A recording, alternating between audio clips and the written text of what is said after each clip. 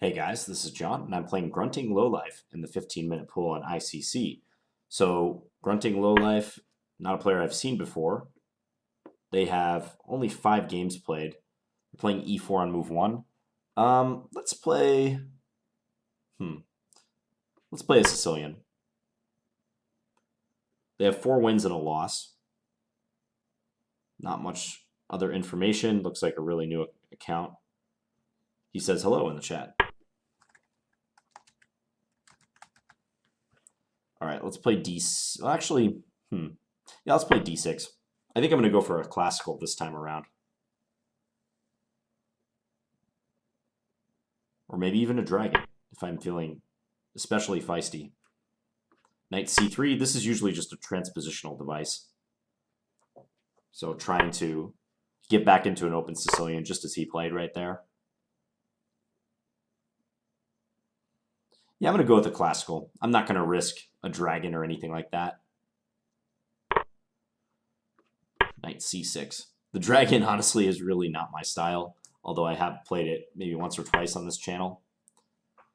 Okay, bishop e2. A reasonable move, albeit a little passive. I think I'll go e5 against that one.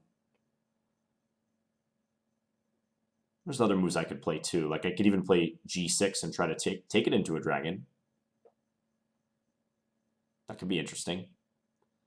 But yeah, I'll play e5. Let's just do it this way. Now transpositions to like a Najdorf style position are possible out of this. Plays this knight back to b3, makes sense. Okay, we'll just play bishop e7. They might go bishop g5 and then try to take the knight on f6 and install this knight on d5. But I'm not going to worry about that quite yet because I'll have good counterplay in that case, I think. Also, there's some question about bishop g5, knight takes e4 that might have to be addressed. Let's just castle.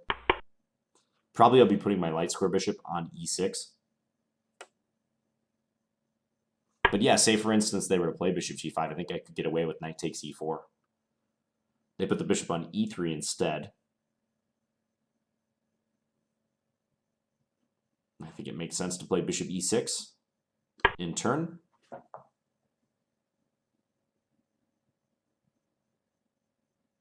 I'll be curious if they play f3 or f4. Because usually white will make a decision about the f-pawn pretty soon. My plans, probably just a6. Maybe look to play b5. Queen b1 is completely bizarre. I don't know what that move's about. What in the world?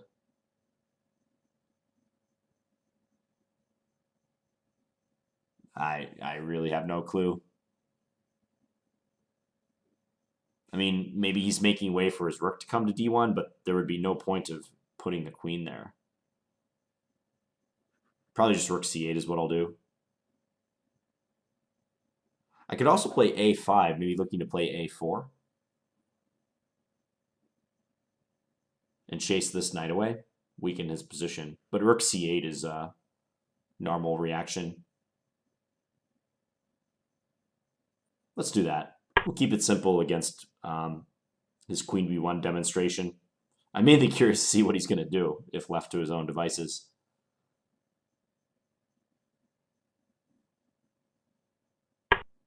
I can't for the life of me figure out why queen b1 would be useful. Rook e1, okay, so he puts his rook kind of on a closed file. I'll probably play a6 now just to see if I can sneak b5 in. I could also play d5 and break in the center if I want, but let's just do this. If a6 is going to play knight a4, a6, knight a4, b5, knight b6, rook b8. Nah, nothing to worry about. Okay, let's just do that.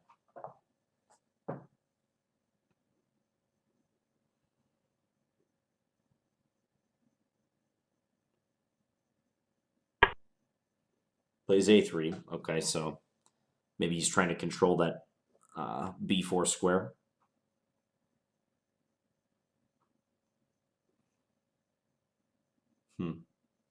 So now the knight on b3 is slightly weakened. I'm not going to play bishop takes b3, but I could think about moves like that soon. Maybe just queen c7, rook f8, and try to go for a straightforward d5. I'm sure that's a pretty reasonable plan. Could also play knight a5, trying to trade and get my queen out. Maybe a rook takes c3 idea comes someday. Let's be flexible. We'll play this. Just queen c7.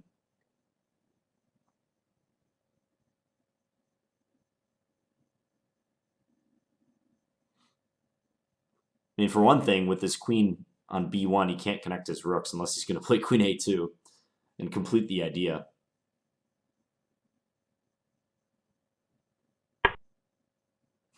Repositions his rook.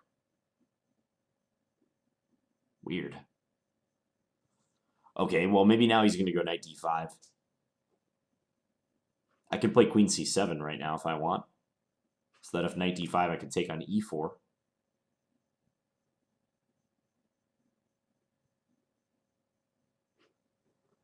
Yeah, queen b8. Queen b8, knight d5, take e4.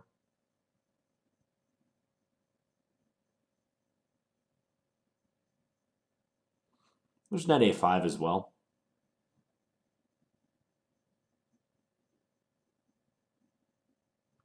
Knight g4 is an option, but knight g4 he'll just take and then knight d5, so that's probably no good. Okay, let's go queen b8. See if he reinforces e4 or if he does something else.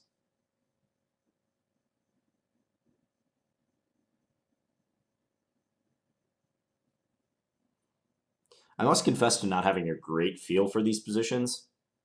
I mean, this is pretty mainline, like Najdorf style stuff, but it's just outside my usual repertoire. I'm just kind of feeling my way through these positions, and I know some ideas, nothing too special. So knight d2, trying to reroute the knight, probably. Thinking b5 is how I should react.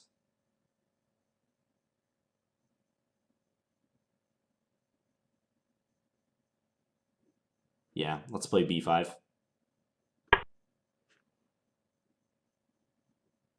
Now at least knight d5 is not a concern. They are reinforcing the e4 point with knight d2, but otherwise I don't really see the point of that move. Okay, so they're trying to undermine this pawn. b4 was just going to be my reply. Forcing knight a2. And I could just play a5 if I want. Yeah, let's do that. If bishop takes a6, I take here. He takes c8. I mean, the very least, I can just take back and have a couple minor pieces. Okay, so they're jumping in. That's interesting.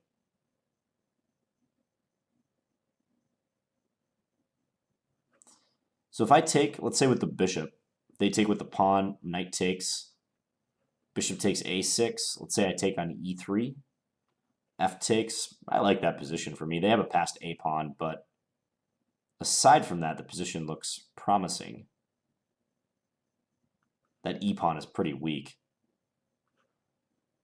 On the flip side, if I play like knight takes d5, pawn takes, bishop takes, that might also be okay, but somehow I like having that knight poised on d5 rather than the bishop.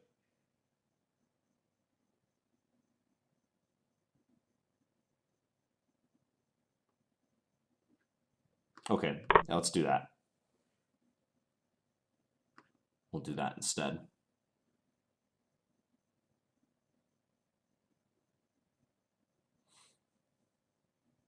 There's even some exchange set considerations like bishop takes a6, knight takes e3, f takes, queen b6, something like that. Take on c8, I take e3 check. I probably won't do that, but it is possible. Probably I'll go bishop takes a6, knight takes e3, f takes e3, rook c7. Just keep it simple like that.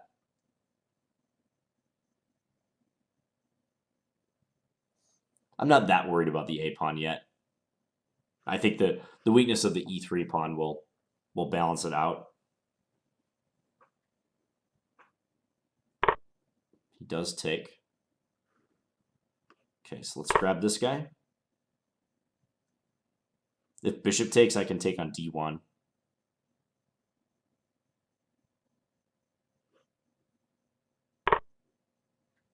Okay, so now, yeah, the exchange stack stuff isn't good yet. Rook d8 or rook c7? Mildly difficult call. Maybe actually rook cd8 is better. Because the advantage rook cd8 has is that if they subsequently play knight e4, I can play d5. Like if I play rook c7 and they play knight e4, they'd be hitting d6 and I couldn't play d5 in reply. I could do other stuff like queen b6. But d5 would be a no-go. Or maybe rook c7, knight c4. Similar ideas. Here, if rook cd8, bishop b5, I can play knight a7, followed by d5. Let's do that. I could probably debate those even further, but this one seems okay. I don't think the rook was going to be doing much down the c file anyways, so maybe just lend support to d5. Looks all right. Bishop back to d3. Okay, so I could play queen b6 and just go after the e3 pawn, but he'll play rook e1. If I advance, he might go e4. That's okay, though. Yeah, it's open lines.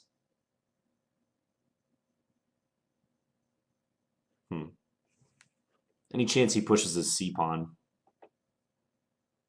and tries to attack h7? Nah, we're not going to worry about that. Well, moves that seem weird are like queen b1 and also rook e1 followed by rook d1, like 2 moves later. But aside from that, he's actually been doing okay. It's just that queen b1 move was so strange. Probably not good. All right, so against that, I was just thinking take en passant, basically. I didn't look too much further than that, to be quite honest, but take en passant and then like queen a7 I saw, and I could attack e3. Or take en passant, he takes h7, king here. I didn't think that would be anything to be concerned about. Yeah, so let's do that.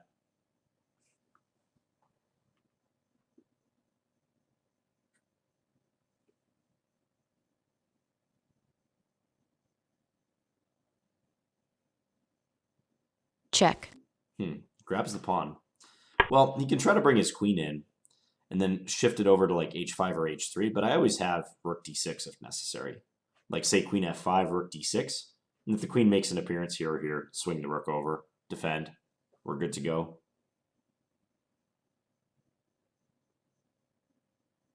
And his bishop gets trapped too if he goes for that. So he just takes. Okay, so now I could, like, if I wanted, play g6 and trap his bishop, but he gets to sack and get like several pawns for it. So I think queen a7 and hit this pawn is the way to go.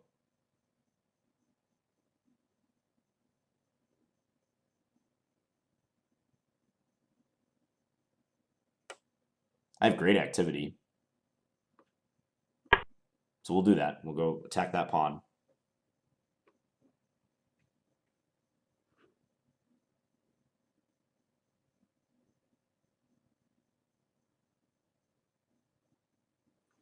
If knight f1, maybe e4, I was thinking. Cutting off the coordination between queen and bishop. Plays rook e1. Yeah, same thing. I think e4. Bishop g5 also comes to mind.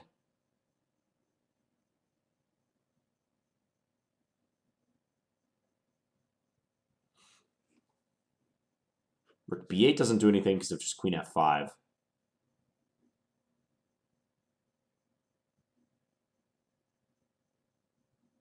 Yeah, I'll just play e4. So threatening his bishop pretty much has to play bishop f5.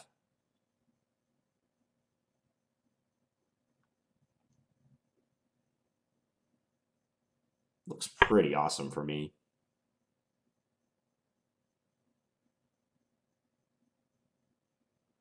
Maybe g6 first,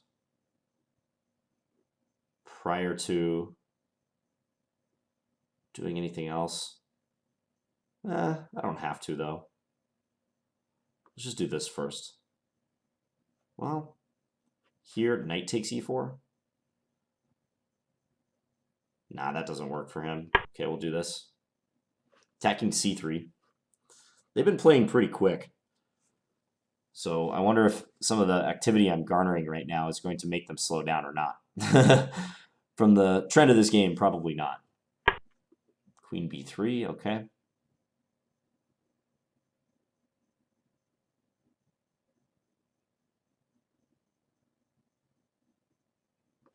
Let's just get our knight in. I love my piece activity. This is well worth a pawn, in my opinion. And the pawn I'm down is like a rook pawn. It's not even that valuable at the moment. Like, I'm getting my knight into d3. c3 remains weak. Like, rook b8 could be played later. Probably going to want to play g6 just to kick the bishop out and create some space for my king. e3 remains weak. Rook e2.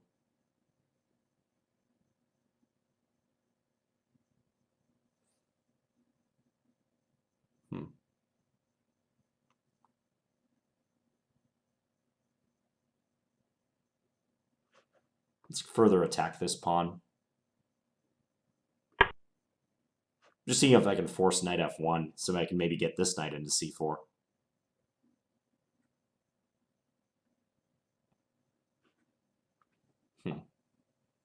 if they play rook e1. Well, actually, rook e1 is just bad because of knight d3.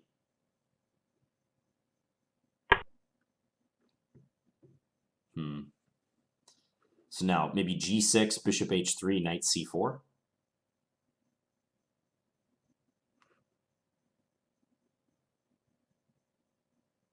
So knight c4 immediately. It's also probably good, but let's play g6 first. More pawns on light squares. Seems good.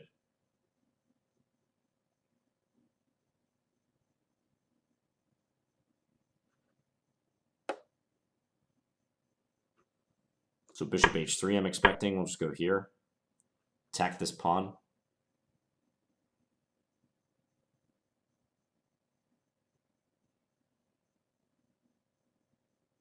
It's just a tremendous amount of activity. Rook e1 he'll probably play. Then I'm thinking rook b8. He has queen a2. Somehow there's no like knockout move quite yet. I'm curious what he'll do though. Let's just play. Okay, I'm just gonna play like a semi-waiting move. King g7. I could play rook b8, but he's gonna go queen a2. I mean, I figure he can't really do too much right now. He needs these three pieces to guard this pawn. So what can he really play in the way of an active move? Okay, maybe now rook d6. He's trying to pester my pawn on d5.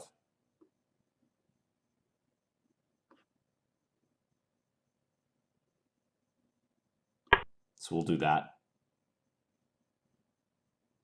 There might be some value in swinging the rook over to f6, but mainly I'm trying to go rook b8.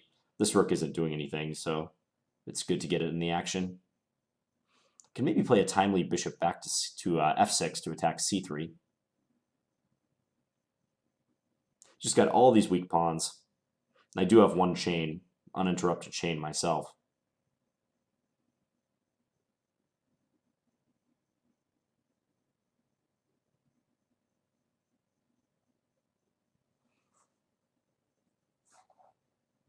He hasn't lost any of his weak pawns yet, but it feels like they're right on the cusp of being lost.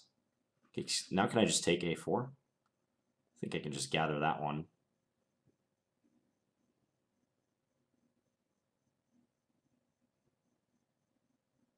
Rook b6 first, or rook b8. Let's just take it.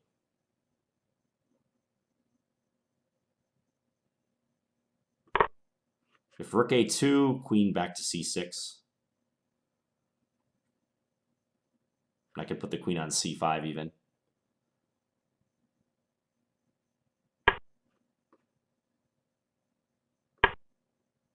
If rook a7, queen c5. I like the look of that.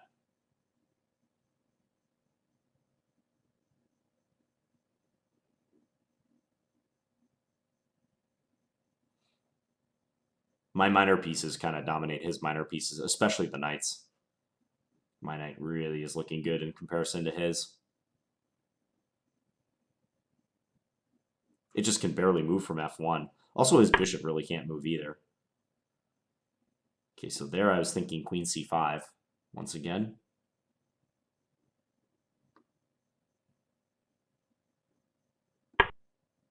Attacking e3. Queen b4, probably swap. And then rook b8. I think he'll be losing that b pawn soon.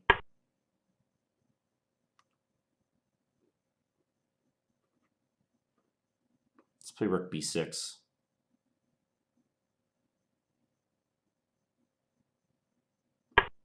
Attack their queen. Queen a4 is possible, but where's the queen going? There's nowhere it can really go. Queen a4, I'll probably just play rook fb8. You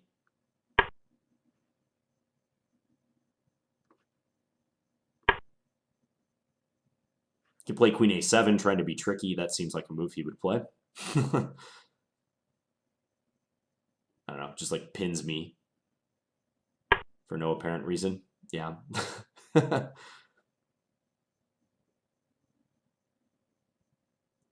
He's just kind of playing like troll chess, basically.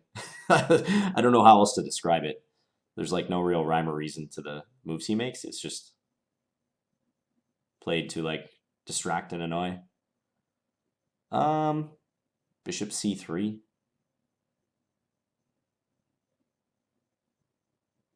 To watch my time a little bit.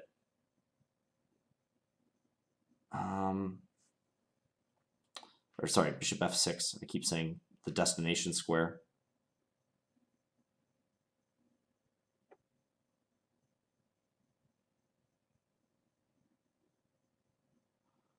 Let's just play a move that offers to simplify.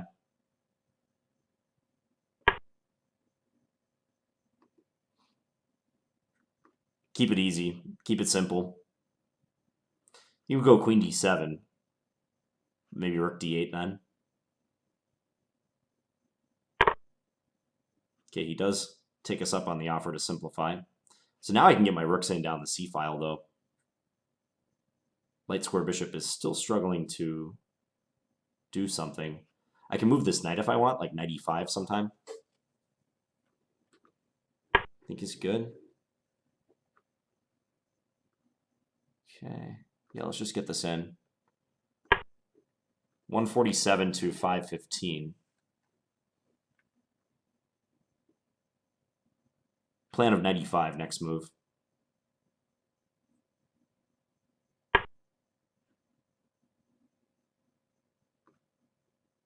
I don't think that changes our plan. Bishop a4. I could just take on c3. I could also play rook d1, or rook a3. Rook d1. Okay, well, let's do that first.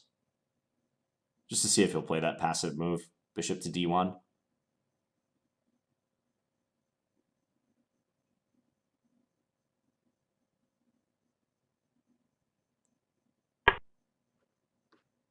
Now we'll take here. e3 is attacked thrice.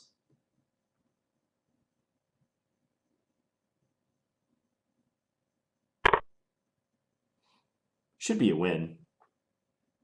This king can come up to assist, but the e-pawn is so weak, and we're up a pawn now. I have full faith in our position.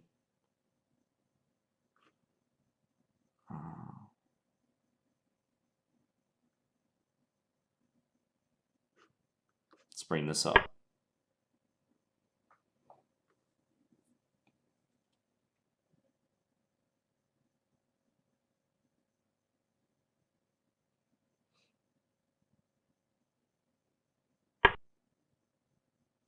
More weaknesses. Okay.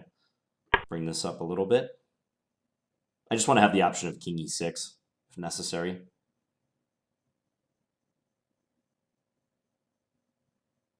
Can always play knight back to c4. Let's do that. Just tie down all his pieces.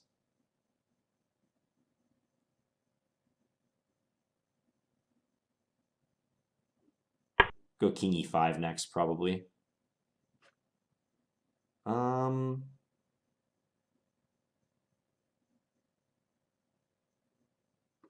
Okay, rook over. Let's do it. Let's see if he tries to keep his bishop active. Like bishop c6, king e5, bishop e8. Something along those lines. He might do that.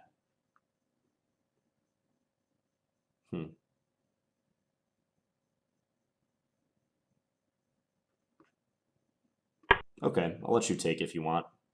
You're still tied down.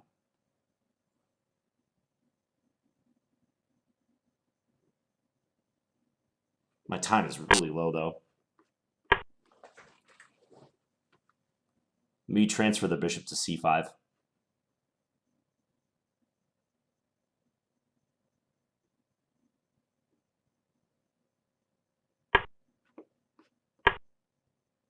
That's the plan, at least.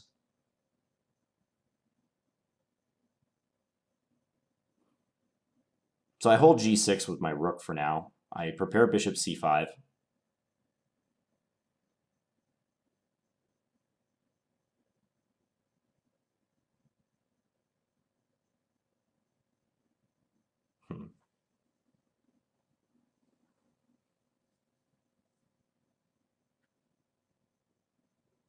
What a weird game.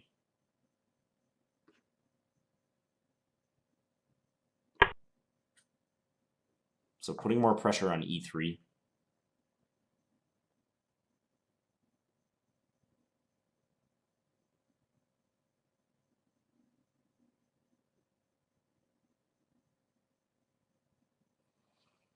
The only problem is that g6 threat.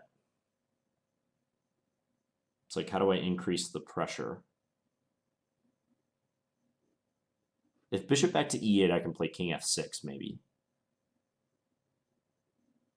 With this bishop on f7, I can't play d4. That's an important point to note. Let's just go here, waiting move. Maybe rook f6 next move.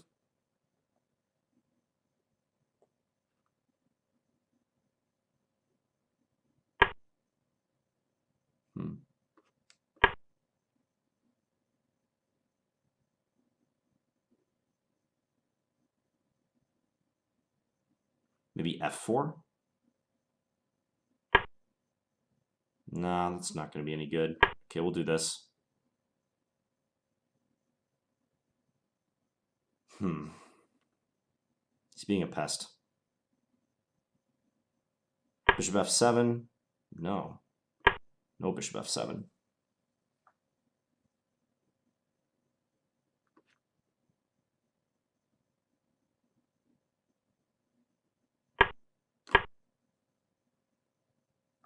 Bishop back to e8, maybe king f6, finally.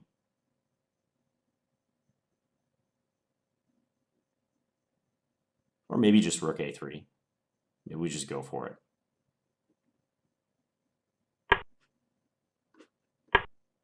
Let's do it. Had to be done eventually. Actually, I have a new plan. King f2, I'll go king d6, and then knight e5. And the torture will continue.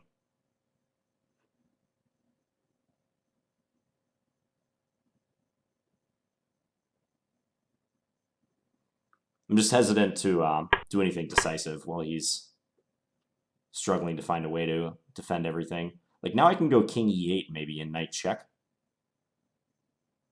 Knight check would really break him down at the end. Yeah, I think the position's beyond holding now for him. Bishop b5. I have knight g4. Time warning. He's not moving fast anymore. And he's losing this pawn. Very strange game. Very weird. I mean, he didn't play half bad, you guys saw. I mean, he actually held out like a remarkably long time.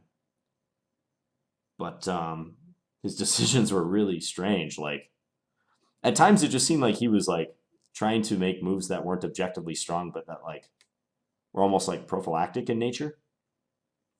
So like the Queen A7 move is a perfect example. I had a feeling like he was going to play this move, even though it doesn't do anything.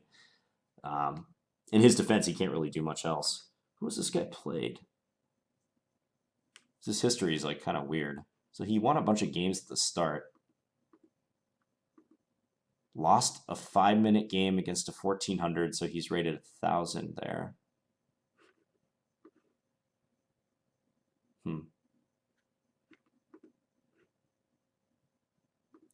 Lost to a 2100.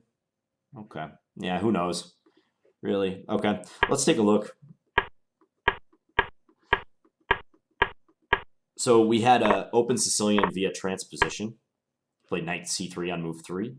And I played the classical. So the real test against the classical is traditionally bishop g5. Also the Sozin is not bad, like bishop c4. Bishop e2 is considered like less challenging. I don't know as much about this line, so I just played e5. Queen b6 is also possible too. But e5, knight back to b3, bishop e7, castle, castle. Excuse me. Bishop e3, bishop e6 makes sense for both sides. Yeah, and then this move. Let's just start the engine right around here. I don't know what the idea with queen b1 was. I mentioned that at the time. I had no clue why he played that, and I still don't understand it. It just looks like a pointless move almost. I mean, if he had played it to free up the d1 square, I could maybe like 10% understand it. But then he didn't even play rook d1 right away. He played rook e1 first. So here I thought about a5 because like trying to threaten a4 is a common idea. And if he were to play a4 himself, then I get control over the b4 square, which is very useful. But I played rook c8. Maybe I should have played a5, though. That would have been interesting. So I played rook c8. He went rook e1, a6. Okay, knight g4 would have been decent now, huh? Attacking the dark square bishop. Just trying to win the bishop pair, I suppose. Take, take. Okay. Knight d5, bishop h4. It likes black in the bishop pair. I guess his control over d5 isn't total yet, so I can hope to wrest control of that away from him. Instead, though, just a6, a3, queen c7, rook d1, queen back to b8. I was kind of anticipating he's going to go knight d5, so I wanted to hedge against that. Then you play knight d2, another kind of weird backward-looking move. If knight d5, oh yeah, the idea was that he's not attacking my queen, so I can actually just take this pawn. What's the point? So knight d2 instead. Knight d4 would have been good in this position, huh? Attacking his bishop, also eyeing the c2 pawn. So if he takes, I take. The knight is lacking squares, okay. Knight d5, just give up a pawn. If knight a4, I have b5 trapping it. What if knight a2?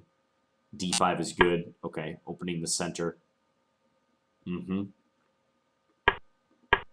So b5, a4, b4.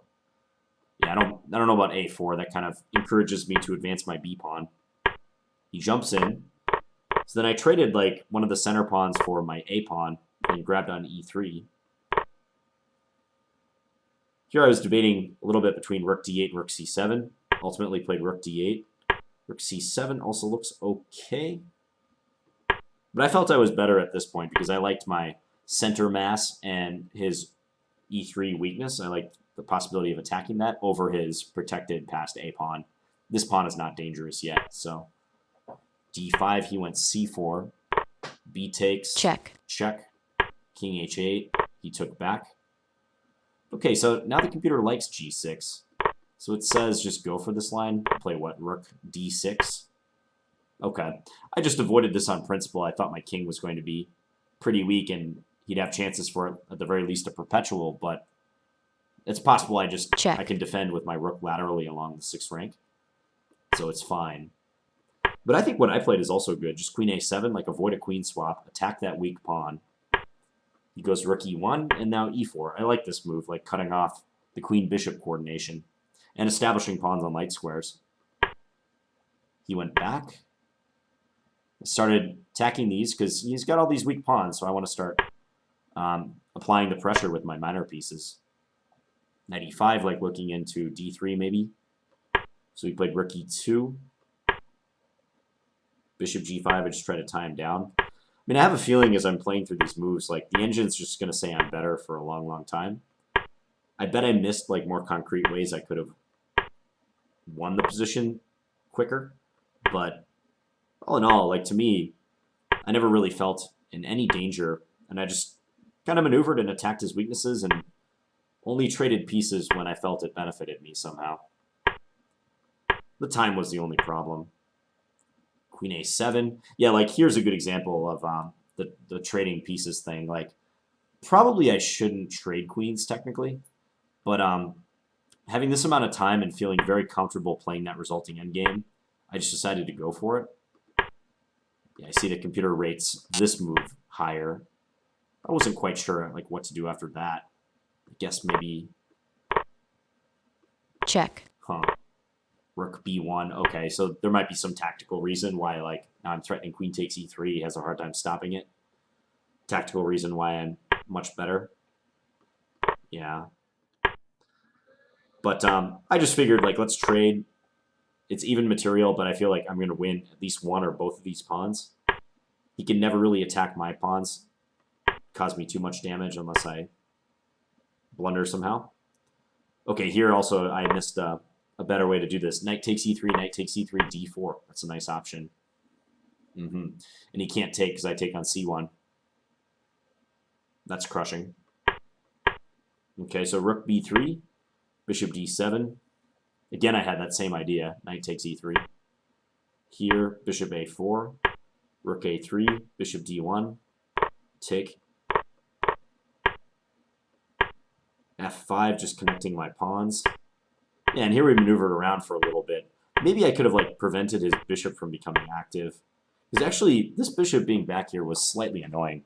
I mean, I'd much prefer his bishop to be back on d1. So like, how could I have prevented that? Let's say starting like right here.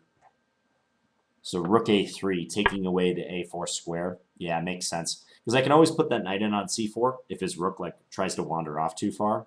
Like let's say here. Well, I guess that just loses the knight d3. Let's say rook c2. I guess I just do this, blocking the file anyways. So yeah, that's a better way to play it. Rook a3, preventing counterplay. The only thing I'd want to avoid is like a trade into an opposite color bishop endgame. That could be potentially drawish. So I think it's best if I can keep these minor pieces on the board, both of them, for now. Unless he wants to trade and like give me a pass pawn like that. I did offer him that option. He didn't take me up on it. Rightly so, because that would have been bad for him. So here I went back and defended g6. Now, honestly, I was just trying to make fast moves, so I didn't get too low on time, and he was kind of having a hard time. He significantly slowed down in this part of the game, which was great for me. Felt like he maybe could have kept his bishop behind, attacking that pawn, but that never materialized. Yeah, now knight e5. This was nice. So I can defend the pawn with the knight, and I'm also threatening knight into g4 in a lot of cases. So I just like booted his bishop out of e8. Now I don't have to worry about that. Knight g4. I think he flagged here, but yeah, the position's hopeless, I think. Looks pretty tough. I guess he could go here and attack this d-pawn. And if I move my king up to defend, like here, he does get to e8 and attack.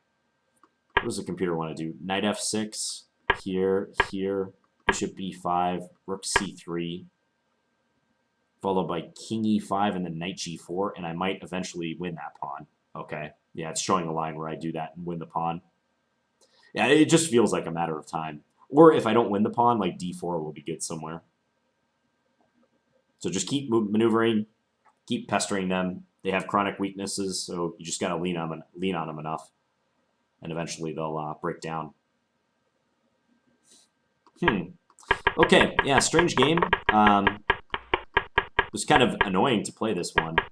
It's weird because I feel like this guy's good enough. Like the way he defended the position, I feel like he was decent enough to realize like this was not a good move. I'd love to hear the explanation for that because it's beyond me. Um, but yeah, I think getting the center pawn against the A pawn was to our benefit. I gotta play more Sicilians. Check. Sicilians are fun. They always produce interesting games. All right, I hope you guys enjoyed this standard game, and I'll be back tomorrow with another one. Thanks for watching, guys. Bye.